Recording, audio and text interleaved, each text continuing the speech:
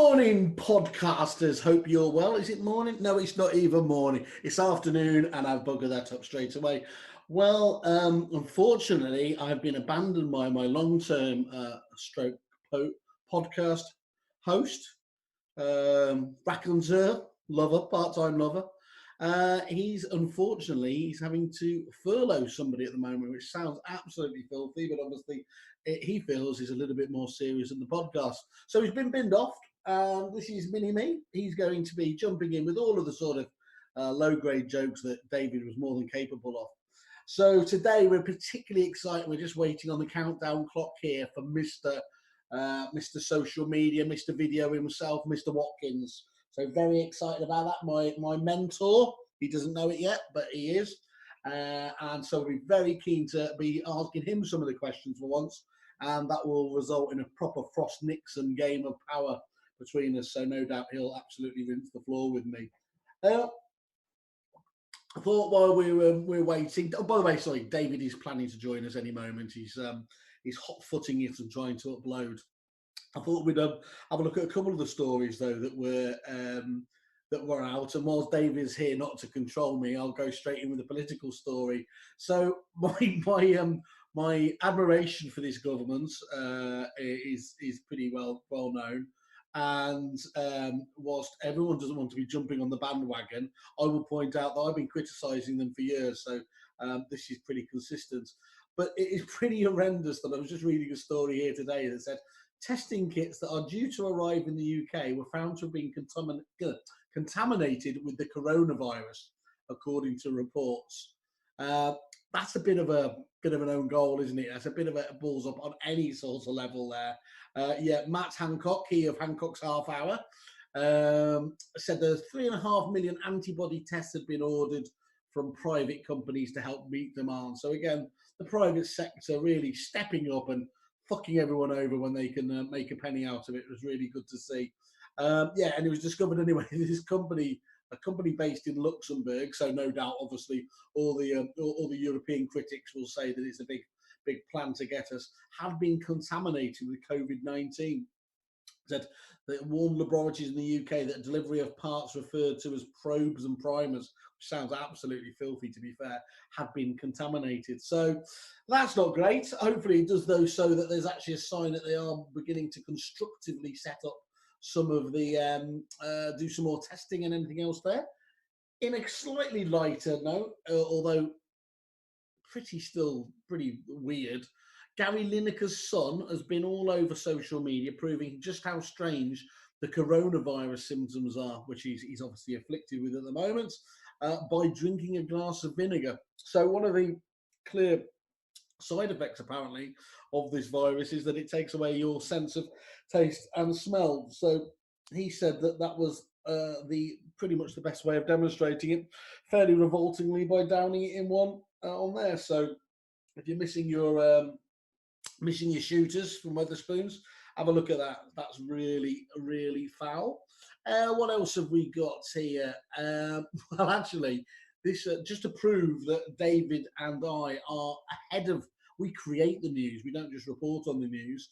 We were talking yesterday's about House Party and how there'd been an absolute explosion of this. I think this. What does it say here? This. There were about an average download of this particular app to meet up. It's essentially a Zoom for pissheads. It was about 130,000 a week mid-February, and it's gone up to 2 million a week in the middle of March. So I'd be very surprised if you hadn't heard of it, been in it, and desperately tried to escape from it as much as anything. But yesterday it appeared that it was either a smear campaign or they had something to defend. I mean, me and David were joking that it was owned by some Belarusian gangsters and they were rinsing the data, but that was evidently what actually came out. A lot of people, online rumours here, allege that downloading the app led to other services such as Netflix and Spotify being hacked. The company itself said there was no evidence to back up those claims. And in fact, has gone out there offering a bounty. It said it's offering $1 million, about £810,000, that is. I'm pretty sure it's going to be parity in a few weeks. But again, easier for those currency conversions for holidays we're not going to have.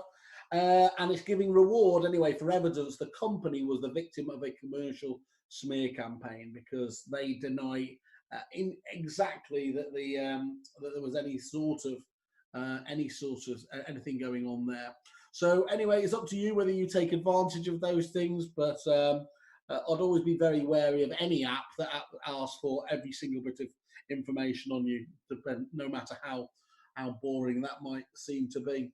So let's see what else is there we've got in here. So there's James Corden, unfortunately, says he's been struggling with incredible spikes of anxiety and sadness during the coronavirus outbreak, which is how I feel whenever I see him. So it's nice to suddenly see himself get something back. In more dangerous news, we all thought the end of the world was coming from zombies, or pretty much zombies, isn't it? I can't think of anything else. But actually, we got it all wrong. It's not that. It's not Terminator. It's not aliens. In fact, a herd of goats has taken over a town centre, which was deserted, of course, due to the coronavirus. They are eating hedges and flowers from gardens too in the Welsh seaside town. Now, those goats might think they have the upper hand at the moment, but knowing the Welsh, they have their own solution to this problem once they're allowed back outside. And that's going to be a hell of a party. So here's to you down in Dawson's, FBM, Magini. Enjoy yourselves when that particular banner's lifted. Okay, well, we should be getting joined any minute now. So let me just see where we're up to. What else have we got in here? We have got, oh yes, here we go. So I don't know if some of you saw on social media the other day, but I did post on Twitter probably the most spectacular own goal, Ratner style, from a marketing campaign that I'd seen for some time. And whilst I was teaching the kids about the joys of Doug McClure, he of The Land That Time Forgot, that little story about getting lost on an island and plastic dinosaurs trying to eat you. PG Tips popped up in the adverts, and they popped up with a few of these. I'll post these on the podcast here, but I don't know if you can see this. Pop round for a cuppa with your neighbour, brilliant.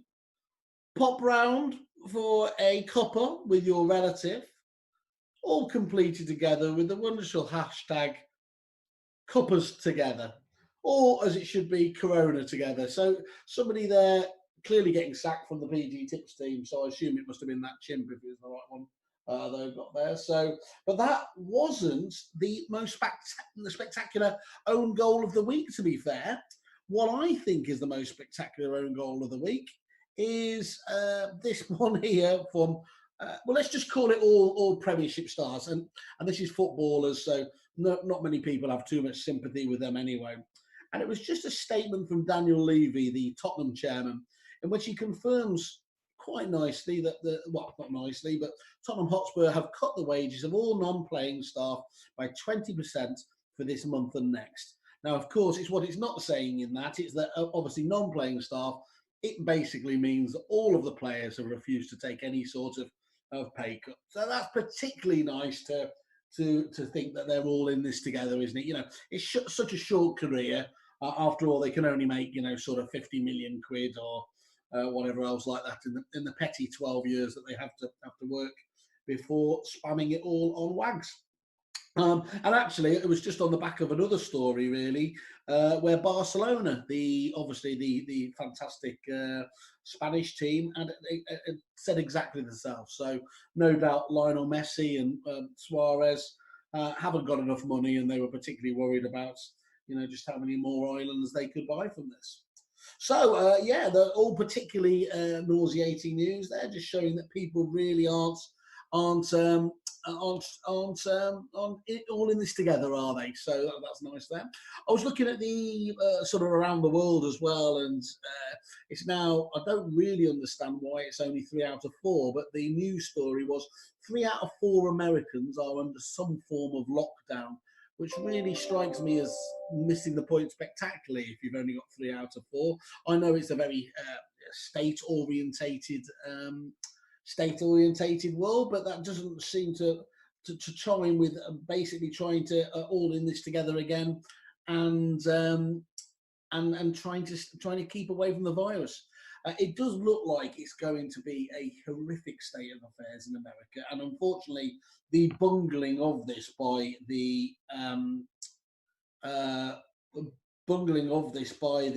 uh, president is really leading to some of the worst measures around the world. It's already obviously the largest confirmed viruses. I think there's now 163,000 confirmed viruses out over there, and unfortunately, obviously 3,000 deaths. And New York, I know, has had it particularly bad. Washington's had it bad, and you'll all have seen the news, a lot of the videos anyway, on things like Twitter and that, taking shots of tanks and those Humvees, and basically the military, militarizing basically and getting set up there.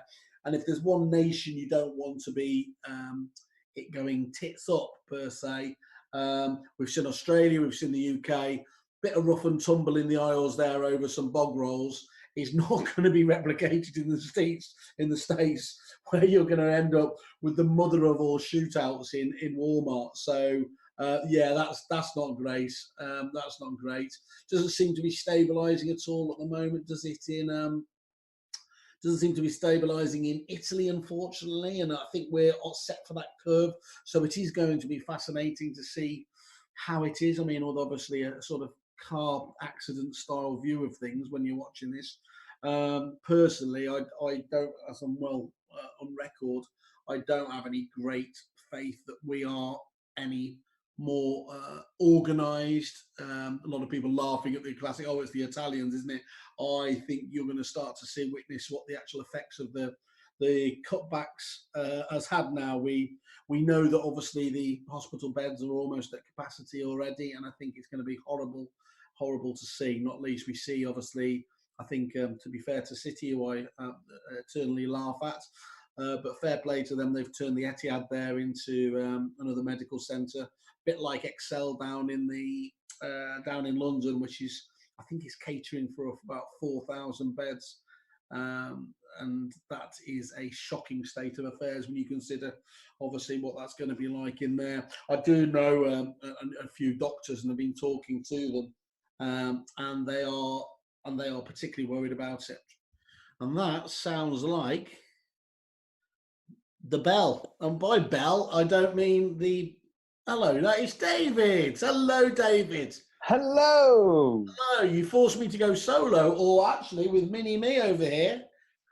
I cannot wait to edit out the last 15 minutes of you rambling to yourself. Just delete anyway. Oh, yeah, you do look like Tommy Shelby with that cap. Yeah. Do me another Tommy Shelby impression. The Camp Bass Street kids. No, I should never say that. Anyone wearing Kerfuffle gear, we admire and reflect all sexuality, and indeed love it. We do. So, David, I've gone through a load of shit here whilst I was obviously covering for you, but you had the unfortunate task of furloughing someone? Is that actually a verb? Yeah, it is. It is, and it is the sad duty of most of my industry to furlough as many people as possible. And it's interesting. There are two. I mean, I think we covered this the other day, but basically the two thoughts on furlough. You can either furlough people, let them have the 80% the government are offering, or you can furlough them and top up that 20% to 100%.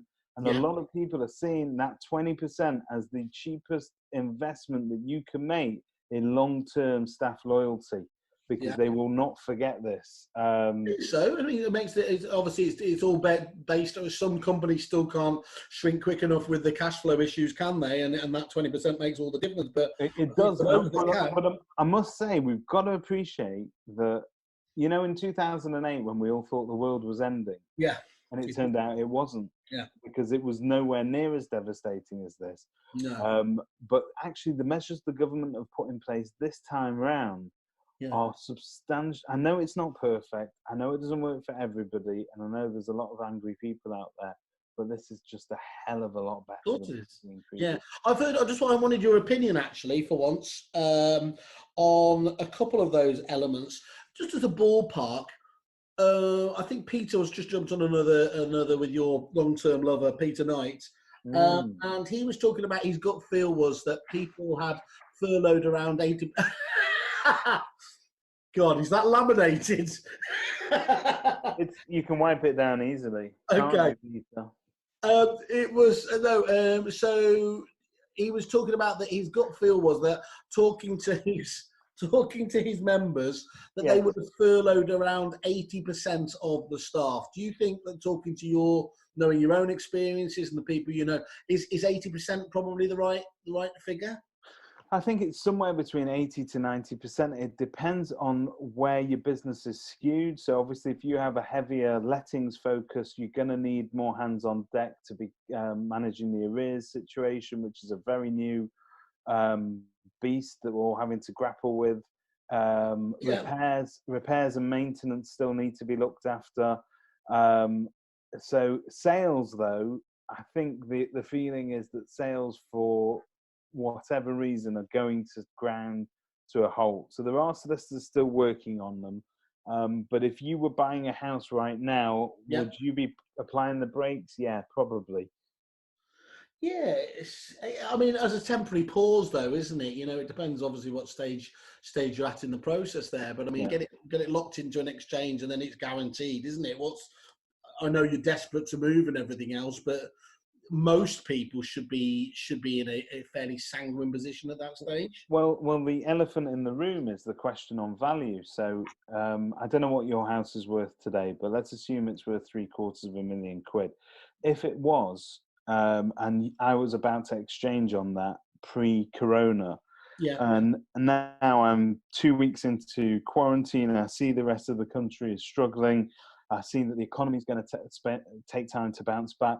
Am I still going to see value at £750,000, or am I going to say to myself, actually, instead of 750, this is maybe worth 650, 700 to give myself a little bit of wiggle room? Yeah. So those are conversations that, if they're not happening out loud, they're certainly happening in purchasers' heads. And I think right now there's a bit of a wait and see there. So if you're able to, I think the solicitor's recommendations as well, are if you're able to wait. Yeah. So, yeah. Oh, and you were talking there about the amount of people that were going to be sort of topping up on that 20% gut feel again. What do you think that is? Gosh, honestly, looking at our industry, I think it'll be more like 30% of the industry will be doing that. I tell you what, you know, and again, coming back to Peter, he's always a big fan of it, and I'm a big fan of the Pareto man himself. The 80-20 principle is never far away, is it, from those? You know, you're looking at the sort of ones that make a difference, as it were. That 20% core that sort of go out the way. I think there's a lot of age. I mean, I'm reading what goes on the forums. I think there's a lot of fear, is the word, isn't it? So it's really. There's a great article. I sent it to you. I think it's from an Australian source. And I'm just going to bring it up, actually, if technology allows. But basically, this morning, our friend Milton Janish, that we had on the show from the Key Man. So there's two breaking news stories that I sent you this morning. One was Paul Chuckle, the surviving Chuckle brother, is recovering. To me. 2 meters to you. Very good. So he's recovering from coronavirus in the comfort of his of Chuckle Manor. But there was another article that Milton published today, and I'll try and pop it into the links section. And it's from a guy, if this works. Do you know the thing that upset me most about the Chuckle Brothers thing was, it was like, who the fuck gives a toss about any of that? And I went and checked on Twitter. He has 180,000 followers. Yeah, I know he's an extremely influential Chuckle Brother. To dream to be a Chuckle Brother. Only second to the other one that's dead. He's still more influential than his brother. He's still living under his shadow, even though is he getting to him now that Derek Akora's on the other side? Connect call from Barry Chuckle. Okay, so there's an article by a guy called Mike Delpreet, who you may know, and again. Hey! Oh my Property God! Wolverine! Property Wolverine! He's with us! Jeremy Beadle He's in the room. He's not said a word. Look at him. He's thinking, shall I stay? Shall I go? Chris, before we welcome you on the show, I'm just going to finish what I was about to say. Wait there, But Chris.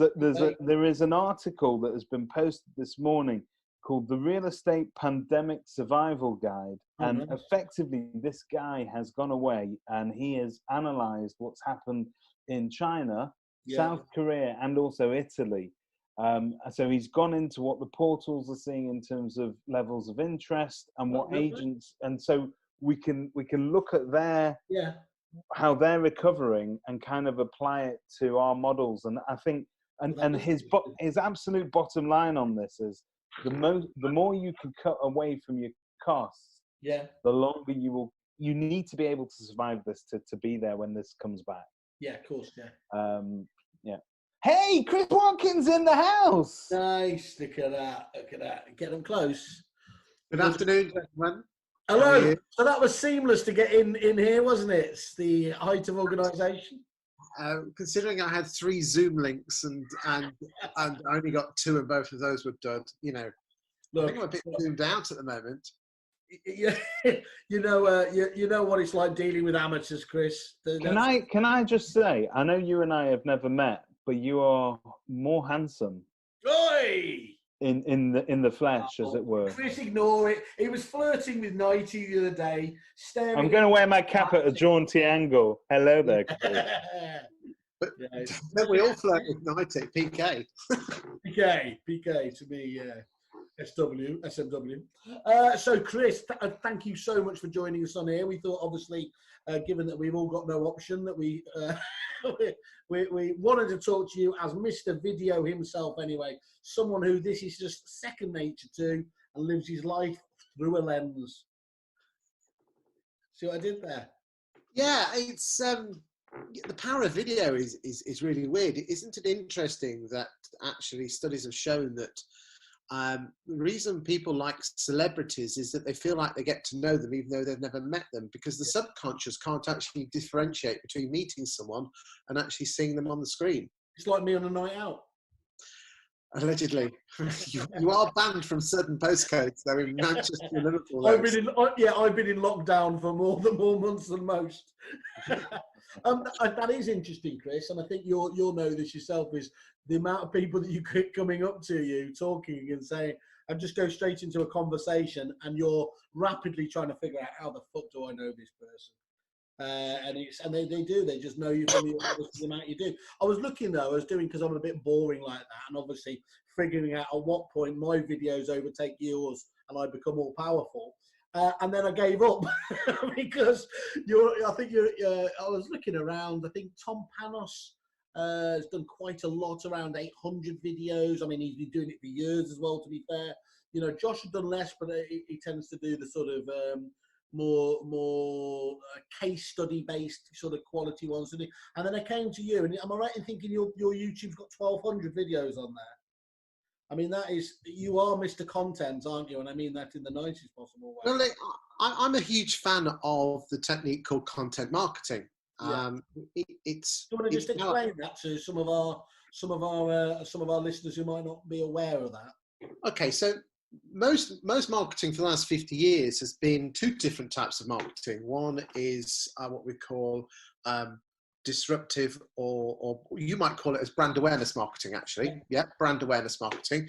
And the other one is competitive advantage marketing. And they kind of merge into one, but they are slightly different. So brand awareness marketing is, if enough people know about us, they'll use us. Yeah. Okay. And that's why an awful lot of estate agents go down the run of, more in the old days, more newspaper adverts, bigger packages on Rightmove, everything, all the extras, more boards, more billboards and things like that, on the basis that if more people know us, that they will use us. And I would turn around and say, yeah, it probably worked 20 years ago, but it doesn't work now, And the analogy I would use, well, actually the real story is this, is no one actually loves their bank, Yet if I asked you to name 10 banks, most of you could reel off 10 banks straight away. Brand awareness is not what it's about. In fact, if you asked anyone, give me the name of 10 estate or letting agents in their town, everyone will be able to probably rattle them off. It's not brand awareness that's the issue, it's brand choice. You want people to say, I want to use that guy or girl.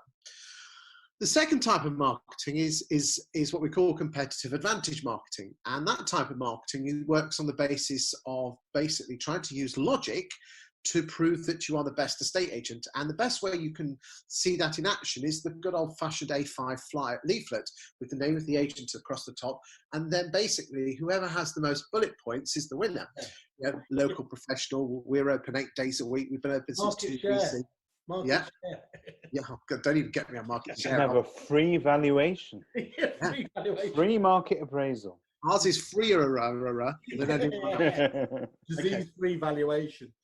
You see, isn't it interesting that 95% of buying decisions, you have two halves of your brain. You have a logical side and you have an emotional side. 95% of buying decisions in the world are based using emotion first and then logic to back it up afterwards. Yeah. But what most people do with their estate agents and letting agents with their marketing is 95% is come and use us, we're brilliant. So using the logical side of the brain. What you have to do is get people to buy emotionally first and then use logic to back it up. And I'll use a great analogy is the Trojan horse story. Now, if you can imagine most people's, David, do you know the city of Troy story and the Trojan horse? And, yeah. And the implication? Yeah. Go on then. What happened? As I understand it, they wanted to overrun the city. They had very strong fortifications, so they made them a magnanimous gesture, a friendly gesture, and they gave them this horse. They wheeled it in, and inside the horse were all the Trojan soldiers. Once they were inside the fortifications, and at that moment he goes, bam, bam. I think he still got it though, didn't he? He did get there, didn't he, Chris? That was it, basically, yeah. Yeah. So what you've got is every human brain is like the city of Troy with a dirty, great big wall around it. Okay, you know, the average human being sees 2,000 adverts a day. Okay, and if we actually took our time to read them, we would actually get nothing done. So we've programmed our brains to ignore TV adverts, back of bus adverts, Google adverts. We just ignore adverts. We just haven't got time for it. We have programmed our brain to ignore adverts. The problem is that when we go into a estate agency mode, we take our logical head off and we go, well, let's do our advert. So your advert's 2001 saying, hi, we're an estate agent. Come and look at us. We're brilliant. Our market share is this. And the reason you should use us is this. And we have so many boards out there, you should use us. And that's using logic, but people don't buy on logic. They buy on emotion. You need a Trojan horse to get inside people's heads.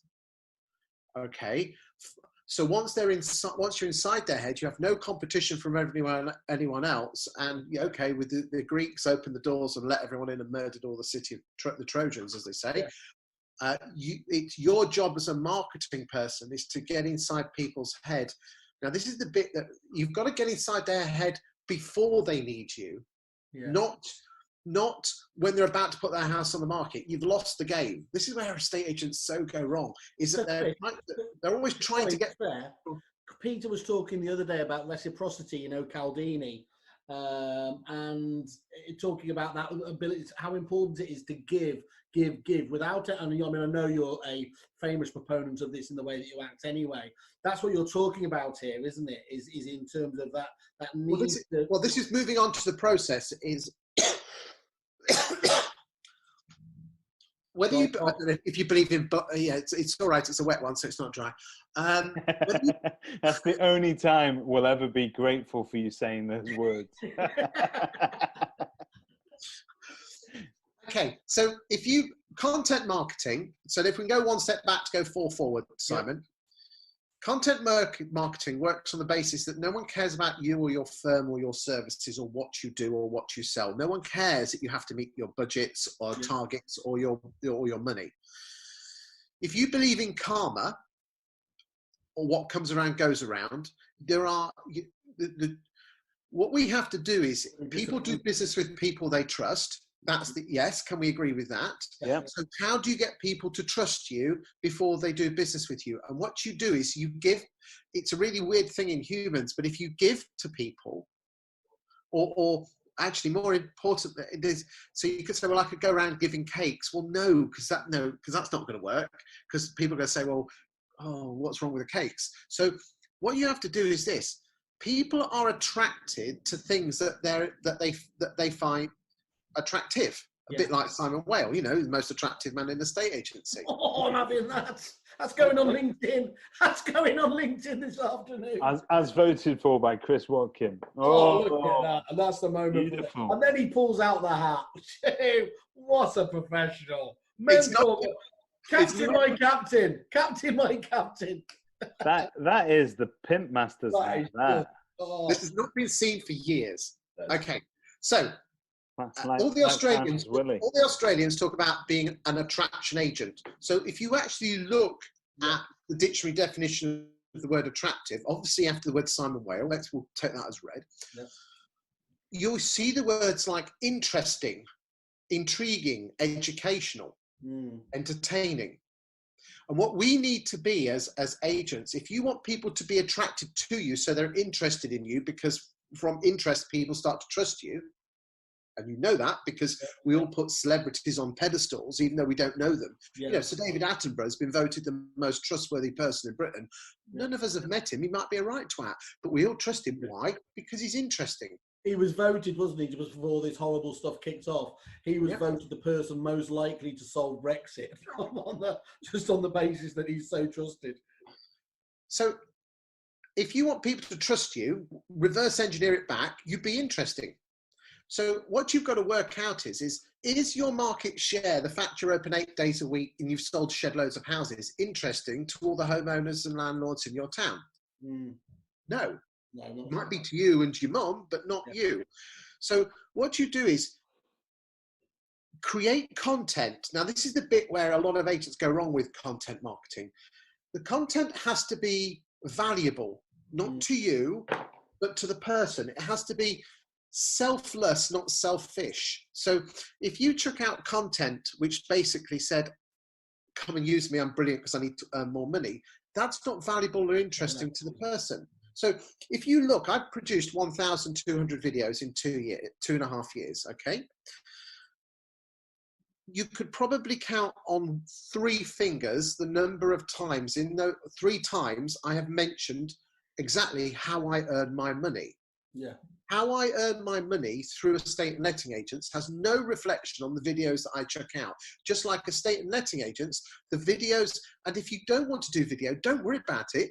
Do voice, do a podcast, do written word, do it in pictures. It doesn't matter, but you have to go with an act of giving, talking back to his reciprocity. If you've got to go with giving, not what you're trying to get. Yeah. If you give without expectation in this world, in any aspect of life, for some reason, it always comes back. That's why, you never hear me talk about how I help estate and letting agents. A lot of people think I'm a trainer. I'm not. A lot of people think I'm a coach or a mentor. I'm not. A lot of people think I do video training. I do that on the side, but just for a bit of fun. Yeah. How I actually earn my money is totally irrelevant to the content I chuck out. But isn't it interesting that even in these tough times, I'm still getting agents contacting me? Every other supplier is being pulled. I'm getting people coming to me saying, I want to employ your services. Can I just add into two different parts to that? I mean, I think all of that is absolutely an essential insight into how you should be approaching this. But there's 2 other elements as well that have made you so successful, and indeed any marketing campaigns worth their salt over time. The first is consistency. A lot of agents' mistake is jumping in and out, and they have this fantastic idea, they jump in, they run it a few weeks, and then they get bored and don't do anything again. It's like patience. It's like going to the gym and only going once. A bit like, obviously not yourself, Simon, you've been an athlete of a man. But if you go once in January and then complain you haven't lost any weight, but it's like a diet. I'm about 2.5 stone, but it's the first 1.5 stone that's the hardest. Yeah. And that, because the key one is there, isn't it? Consistency builds trust, and of course, once you have slipped in Trojan horse style there, you can have all the fun you want, isn't it? But then the second element I was going to go back to as well, which is, I think, is just as important, is authority, isn't it? And again, that is a key part. And again, what you are able to help agents is steering them away from what they think is interesting. Is, I won this award XYZ ceremony, and you're quite right, market share is that, and Flossie, the dog in the office, does this. But that point about, if you're always talking about being the mayor of your postcode, owning your locality and being the expert, and you won't say it, but I will say it, that's where you can step in and help agents, isn't it, with some of the services that you provide. Yeah, so basically, I'm helping my clients at the moment to interview people in their towns, talking about, what's happening and why they love their town. So, primarily. Well, I was going to say, even at the moment, you're not doing that at the moment, though, are you? What is your approach, Chris, for at the moment, while everyone's locked down? Are you encouraging people to kind of have these kind of conversations with clients if they're willing to do it, or what's your approach while we're in this very difficult and unsociable kind of approach? So the service I provide for agents, which this is not a plug, but it'll move on to what I do, is I ghostwrite gutsy written articles about the agent's local property market. And they are fantastic. Not blowing smoke, they are fantastic as well. They are great. In the last, so I'm very similar to Dataloft, but Dataloft, the looks are amazing, very nice graphs, short, almost bite-sized, like hats. This is the thinking man's Dataloft. Okay, so mine articles are Times or Telegraph in length and style. Yeah. So mine are 500, 600, 700 words long, gutsy as hell, with stats and graphs. The last one was talking about the rights and the responsibilities of landlords and tenants so if you were an agent in Leicester, and then I talk about the number of properties there are in Leicester, the amount of rent. I can work out what the total rent roll is in Leicester for the whole of Leicester. Then you put that in a graph, and it looks interesting to the punters. Yeah. It enables you to go into a lot of depth talking about the different options of what landlords and tenants have and what they can do, and their obligations as well. Next week, I'm probably going to be talking about the effect of the potential drop in transactions in a town, and I can work out the number of houses that will sell in the coming Q3 and Q4. Okay, well. And then you can work out what that will do to house prices. And then I will do like a 600 word gutsy article, one on Leicester with different stats on Leicester, and then one on Droitwich and one on Shrewsbury and wherever I have my clients. Yeah. And you don't need my services to do that. You could write them yourselves. If only we were all stuck at home kicking our heels, it'd be great. But what we also suggest people do is, let's be honest, no one's really in a mood to be buying houses at the moment, or potentially. So the advice I'm giving to people is, why don't you start doing videos on like the top 30 streets in your town? Yeah. So that would be something like Luke Sinclair did that very successfully, didn't he? I taught him. Okay. But or Michelle Gallagher. I taught them all. Very proud of them all. And what you do, I told people how to do this. If you want the training video on this, if you go to my YouTube channel and then you click on the word playlist, there's about 70 playlists in there, and one of them says how to do video in your estate letting agency. And in that link, there is 34 videos. And the first 15 talk about the kit and how you set it up just using your mobile phone. Yeah. And then they talk about how to do great buy-to-let deals. And there's nothing actually stopping you doing great buy-to-let deals, but this is the killer part, with your competitors. Okay. Right. Okay, that really screws up people's heads. Yeah, of course. Okay, then you could talk about the top, you could then do for every post district, the top 30 poshest streets. Yeah. The top 30 most affordable streets, and you could say, look, I know no one's buying at the moment, but when this does come out, it would be nice to know where your street is in the pecking order and see if you're the most affordable, poshest. And then you could do it from your bedroom, and then when you need a picture of a few houses, you just drop them in through, get them from Rightmove Plus, You're not saying go out at the moment and like get pepper sprayed by a policeman.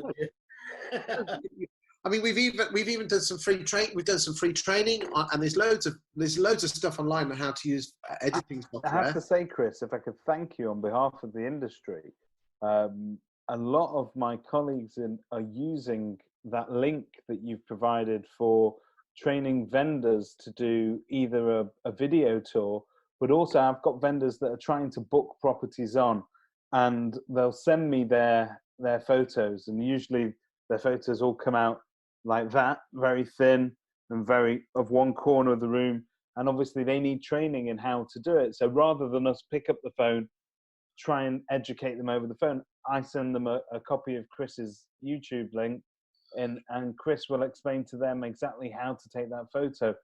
It's invaluable and it's free. It's available for every agent to use. Thank you for saying. Thank you. The other thing I'd recommend people do is use the power of Zoom and talk to people locally and record it like we're doing now. And now, and if you really are screwed up with doing video, still do a Zoom call like this. But when you hit the word leave meeting, you've obviously got to hit the word record to make sure you do, because I've done that before and missed the whole interview. It gives you the audio. It gives you the audio as a separate file, which you could upload to a thingy. Can we go full screen just for a second, guys? Because I just want to show the guys this. Can we go on your recording? Yeah. Just a minute. Let me just. I don't need to go full screen. It's whoever's recording it. What do we go to? Speak. Right hand corner, speaker view. Yeah. Okay. Okay, guys. There's a little app called Anchor. Now that is Anchor, not the word with the W. Okay, we've got the other one. If you download this here, guys, what it enables you to do is you basically put your email in. Yeah. You basically set up a thing that says, so if I was in Droitwich property blog, I put a photograph of myself like that. And what I can then do is press a button and talk, press another button and stop, and then press the button, and it will create 9 podcasts with URL links automatically. They'll send the links back, and then you can just choose one and just chuck it out on Facebook. And you can, I did that. I had a client conference in the good old days 2 months ago when we were all able to meet and not socially distance, and everybody set up a podcast within about 3 minutes. Brilliant, isn't it? Yeah, that's a great tool. Thanks for that, Chris. That's really, really... You can put me back to speaker view now, because I'm sure no one wants that. So hang on. I could do a podcast without Simon Whale? Yes. Possibilities. There we are. That's the wonderful world. Yeah, that's great. So there's some great tips there from you, Chris. Thanks again. I mean, and this should be a time, shouldn't it, of anything where people are reappraising their business, what they're going to come out with the other side. You're going to be kicking yourself if on the other side, I didn't do X, Y, and Z. I didn't get the chance to do that because, frankly, your feet aren't going to hit the floor running, are they, for a few months? No, I think the magic thing is this. I do genuinely believe that we will lose 20% of estate agents out of this. Okay. Yeah. The next 3 months are going to be tough. The wages are going to be paid. It's going to be the 3 months afterwards where the money stops coming in, but there's no pipeline. Yeah. You have a responsibility as an estate agent to empower your local community and get involved with it by not trying to sell anything or talk about your estate agency, but by being at the heart of your community, by becoming this, as I call, the digital mayor. And, you know, who can believe it? It's 2 weeks since this started. And it's not going to be careful. It's going to be 2 or 3 weeks, and it'll be 3 or 4, and then this time will have gone. Yeah. You have an opportunity, whilst the eyeballs of your town are on this, to talk about great stuff, what's happening in the community. It's like, I know this won't happen to you boys, because obviously you were always the cool kids, but at the school, there was always the cool kids, and then there was the geeks. But there was always one geek whose parents went away on holiday once a weekend to Ingermells. And they used to host a party at their house. All the cool kids would come along, so to drink and make out. David Baldfrey. Now, but this is the important bit, is this. The standing of that geek went up through the roof because he was the party host. Yeah. He was the one that was hosting the party.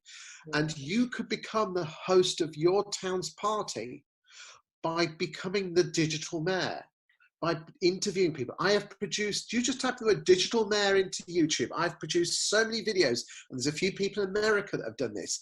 Or you could spend all your time looking at Netflix.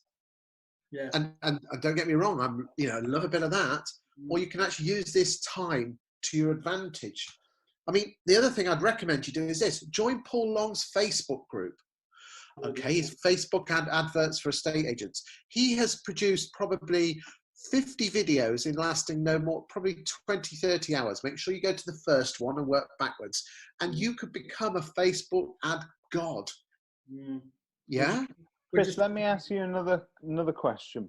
I noticed that the tone of your last couple of sort of Facebook posts were a little bit more personal.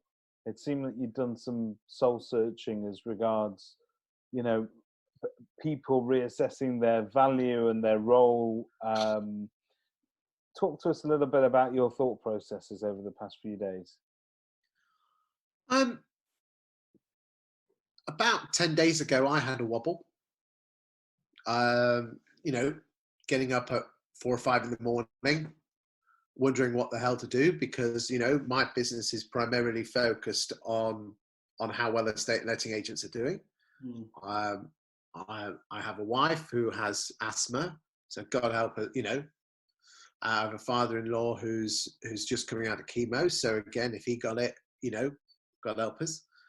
And I think we've all got family who are in that position. Yet at the same time, we have to also look at the positives of looking back in life to all the bad times that we've had and how we've got through it. And sometimes we don't know when this shit show will finish, but we have been through other shit shows. And people say, well, we've never been through a virus, but we've all had aspects in our life that have been tough. And we've had to dig down and find something from somewhere. And I'm the sort of person that just, it just comes to me. I think, I'm going to share that. And what's really nice is that you get people sending you private messages saying, thank you very much. So then it makes you think, well, actually, if that's helping one person, I'll do another one. Yeah. But then at the same time, I've been doing other videos. I've been interviewing people from Rightmove, and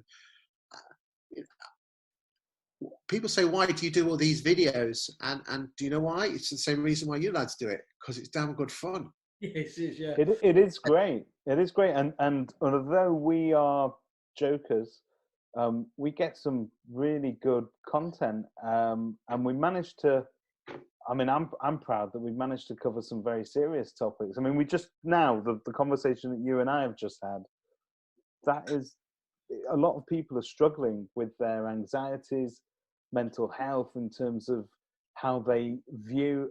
For me at the moment, I've got to tell you personally, the daytime is great. I'm managing to get through it. I'm pretending to work as much as I can here in the office, talking to clients, I'm talking to members of the team. I get to see my family for lunch and so on. But the evenings, as soon as nightfall comes, I'm terrible. I spend the time sort of worrying about the future and how it's going to go. So I think there's a lot of people out there, particularly, I'm not saying it's only our industry, but our industry, we've always been prone to sort of mental health wobbles because of the nature of we get to eat what we kill. And at the moment, we ain't killing anything except for time. And so there's a lot of people that are investing in themselves during the day. So we're learning new skills, we're communicating with the public, we're supporting our local communities.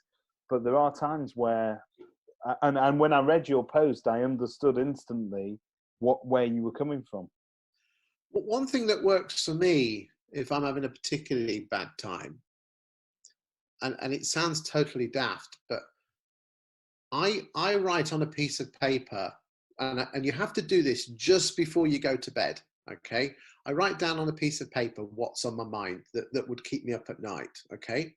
So I write it very last thing, just as I'm about to put the light out.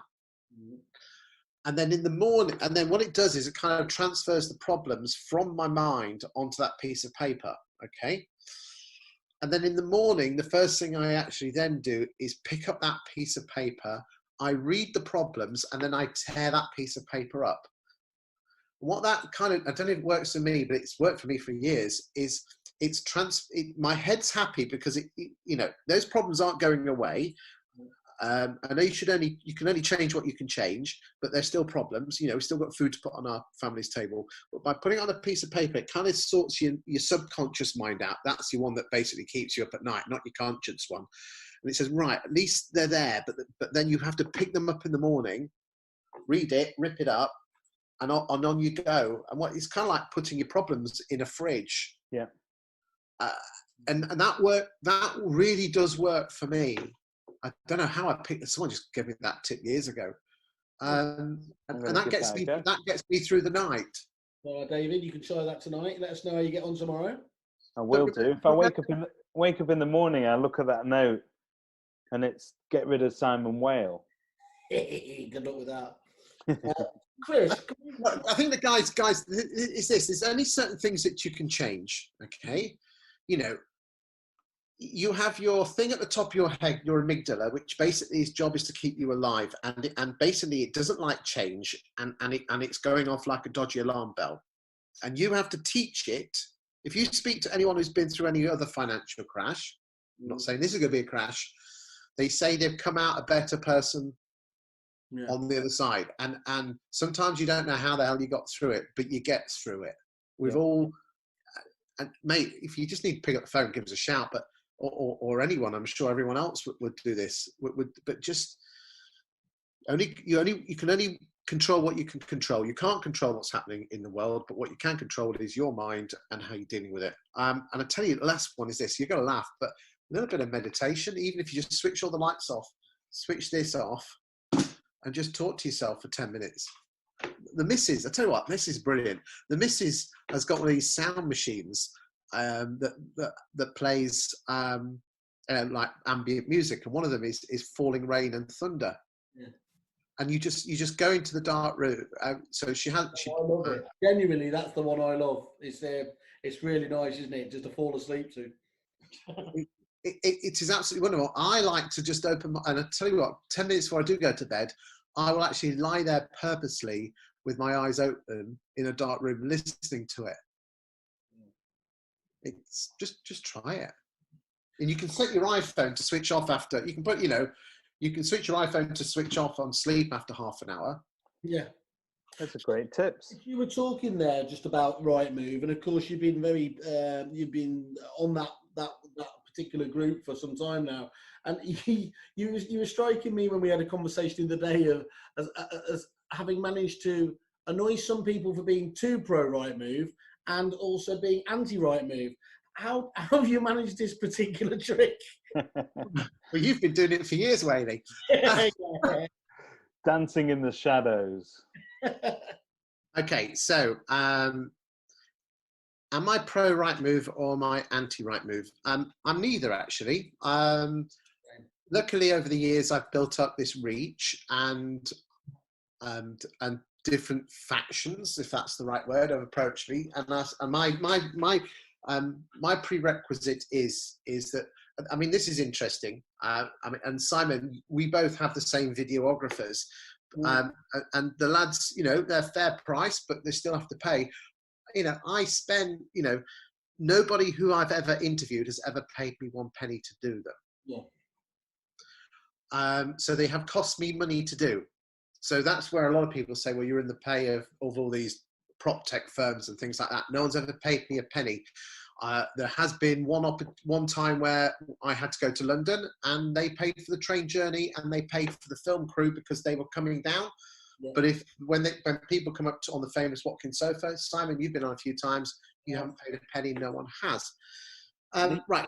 So it's important we just get that across, that no one pays anything. I do that out of my own pocket because I enjoy it. Yeah. Okay. I personally am. I think agents could actually ditch all portals. Okay, big shout. Big shout. Okay, and okay. The question that the agents will all ask you then is buyer psychology.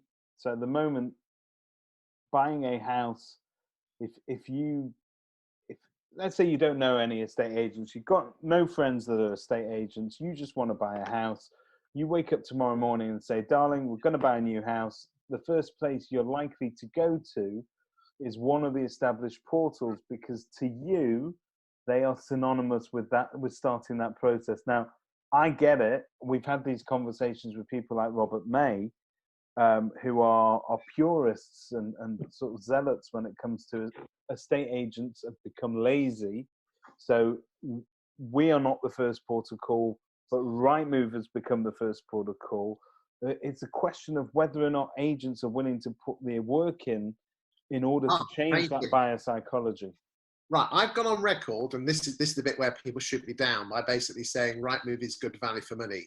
And I will state for the record many times, and I have done so in many, many videos going back over the last 2 years, that I personally believe Rightmove is and continues to be good value for money. Likewise, I agree with you entirely, yeah.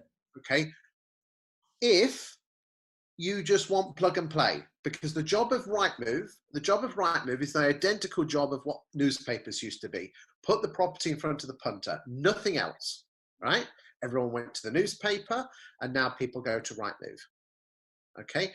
If you as an estate agent or letting agent think your job of Rightmove is to get you more vendor and landlord leads, you are so not with it.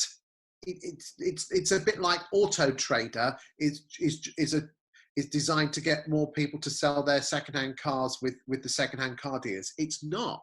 Just like Rightmove's job is not to get you properties to sell or rent. You have to do other stuff to attract the other side of the equation, which is the supply side of properties coming on the market. Rightmove and Zoopla is designed to find buyers for properties and tenants for properties. Now, some people say they'll go where the properties go. I've interviewed shed loads of people that have left Rightmove and just stayed with one portal. I've also interviewed other people that have dropped them all. People will find them where the properties are. We have to educate. And you can turn around. If only estate agents had these big plastic half square metre boards plastered all over the country, it'd be great, wouldn't it? Outside their properties. They're going to find the properties. They'll go where the properties go. Well, this is where we as agents need to do is this. We were really, really good in 2008 and 9 of explaining to our vendors that newspaper adverts didn't work, and that's why we were coming off the newspapers, and everyone was looking on Rightmove. Yeah. And that went pretty well. Yeah. So why can't we do the same by basically saying we are putting the properties, we're not going on Rightmove because the vast majority of people search social media. Yeah. And what you have to do is this, instead of you as agents, you are people, and you need to, the best way to get inside someone's head, coming back to the Trojan horse story thing, is a story. Yeah. So instead of trying to prove to somebody, we've dropped Rightmove because we're saving money and they're bastards, you have to say, for the last 3 months, we have put 5 properties on the market on Rightmove and 5 just on Facebook. We have tested and measured, and this is property number 1. And this particular property had 3 viewings on Rightmove. And this property here that was on Facebook got 100,000 views, 2,000 likes, and it's the same house and got £3,000 more. So, Mr. Vendor, do you want to get £3,000 less or £3,000 more? By telling a story. Yeah. Storytelling. Storytelling is the most powerful way as we as human beings remember information. We don't remember facts and figures, but we all remember our nursery rhymes. Yeah. And what you as agents need to do is do that. Tell stories of saying, look, you don't need Rightmove anymore. They've indoctrinated us into thinking we need them. They are like drug dealers. They have become addicted to them. Okay. Certainly the profit margin is. So again? Certainly the profit margin is. But you know what? Look, profit margin is irrelevant. Profit margins aside, Chris is right. Profit margin annoys agents, but they've got no right to get annoyed by people making money. Nobody questions what my profit margin might be. The issue here is that to be an agent, it's an extremely paranoid headspace, and Rightmove reps over the years have exploited that. So when they come and visit you, the first thing that they will tell you is, I can't tell you this because this is off the record, but your mate, Mr. A, another competitor down the road, he's just taken out our best package that we've got. Now, I could give you the same, and I could give you the Rightmove Discovery product as well. It'll cost you an extra X, Y, Z, but do you really want to be the guy that's left behind? And so, because if I made the decision today to come off Rightmove, I would have to be confident enough that I know that my competitors were not going to exploit that. And it's interesting, if we go back about a year or so, maybe 18 months ago now, there was a massive revolution where, and Chris, you were very much involved in that conversation as an industry, where people were coming off the Rightmove products that they used to have. So we were all stripping down to the basic package. And I'll never forget that our rep came to see us, and this time he brought his area manager with him as well. And they came and they sat down, and he said to me, a shiver runs through my spine when I see you making these decisions, because you are not going to make it as a business if you come off these packages. Do you realize your competitors will likely go into every living room and say, hey, don't use those guys down the road because they don't have XYZ products? And do you know what? As an agent, if you trained to be, and they continually reinforce this sort of very paranoid behavior that the reps have sort of instilled in us over the years, it's hard to turn around and say, I don't care, and I'm going to try and go this on my own. Now, hold on, you should care. That's the whole thing, okay? So my advice to people would be as follows, is this: if you can't wean yourself off it, why don't you do it by stages, okay? Just like someone coming off drugs, is why don't you put a couple of properties on the market, and even if you've got to put a property on the market at a slightly lower fee, and say, look, I'm going to test this. I'm going to put your property not on Rightmove, but I'm going to go hell for leather on Facebook, and we're going to do this, this, and this. And only if there's a chap called Mr. Paul Wrong who could teach you how to do this and do your great free videos, it would be amazing. It would be amazing. That would be, and then actually create a story, and then prove to yourself. And then this is what I would do. Don't be afraid of your competition. Why don't you actually own it, own the competition, and own the fight by actually creating a video and basically saying, I'm proud we're not on Rightmove, because basically the average person spends X number of minutes on Rightmove a day, and the average person spends 10 times as much on Facebook. Let me tell you a story of two properties. One property sold just with Rightmove, and one just with Facebook. There were similar properties, and this one got £3,000 more. Yeah. So the question is this, boys and girls, is this, which one do you want more of? And then you come back to the thing is that agents were using, when people were coming off newspapers, agents were being beaten up with competitors with regard to newspapers. Also, if you're being called out on valuations, why don't you actually be brutal and you know, God forbid, you actually ring up the vendor before the valuation to introduce yourself. I mean, Coleman, talking about cutting edge here, guys. I mean, for fuck's sake, excuse my French. But why don't you just ring them up and say, right, I'm going to be coming around, I'm going to be talking to you. My competitors, this is what we do. My competitors are absolutely fantastic. They will mention there's certain things that we do that they don't, and vice versa. And this, I am certain that we will be able to get you more money in a quicker time if that's what you want from. So give me the opportunity. And own the argument, own the joke, because it is a joke. You can live without the pause. We're going to have to wrap it up there. Chris, thank you so much for joining us today. Obviously, we're going to be watching as ever to see all the fantastic news you put out. As you said earlier, everyone can just Google Christopher Watkin and go on YouTube and follow all his magnificent stuff, or they can drop us an email to podcast@kerfuffle.at and we'll forward on any queries. And Whaley, next time, little tip for you, ignoring obviously the blow-up doll in the background, let's have your zoom at eye height so people can look at you. David, and again, yeah, that's fine. And David, you're obviously doing what we call the kamikaze look because you've got coming out the sun. Have you noticed? Yeah, well, can I show you? This is the best Bond that they've ever made, this guy. Okay, and your point is, because that's true. John, my wife thinks Pierce Brosnan's is the best. Is that right? Oh, Pierce Brosnan, Jesus Christ. Who's the best Bond? It's insanity. Well, she's going to say George Lazenby, isn't she? Oh, there's always one. Which one's your favourite one? I'm talking to the wife, senior manager. Sorry? Daniel Craig. That's gone to the wife. Oh, that's okay. Fair play. Okay. But if things are really tits up in the estate agency game, as Simon says, I'm going to be filming General Zod in Superman. Nice one. Neil before Zod on that link. Thanks for joining us, Zod. Cheers, guys. Thank you very much. Cheers.